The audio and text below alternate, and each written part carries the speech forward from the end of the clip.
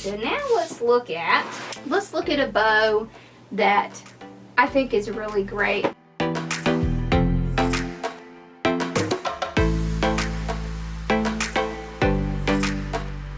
So for this bow, we're going to make loops. So we'll do about 5 inches. What's different about this one is you're going to stack them instead of twisting them in the center. So you want to do these, make sure they match. Then what you do is you pull it around this way. Do you see that? Make sure they match. So what you're doing is you're pulling it forward instead of putting it behind like this, okay?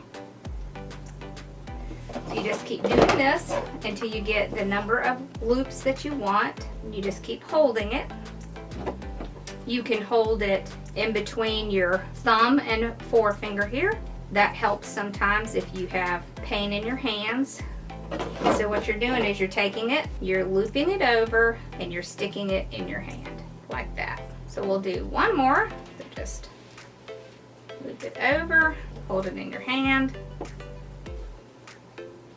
loop it over, and hold it in your hand, just like that, okay? And you just want to trim it off. Take some of our wire. Now you could also do a stacked bow this way, just by making them separately and then adding them together, okay? So just put it around your bow, and just like all the other bows, you want to make it super, super, super tight. There we go. All right.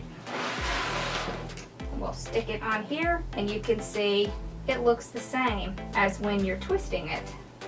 And then you can just pull on, just like you would any other bow, and fluff it out, just like that. So you can see another bow, and you would just put it on whatever you're doing and just fluff it out. Now you of course could add tails at the end, that's strictly up to you. All right, so now we're gonna look at a bow that you can do with complete scraps.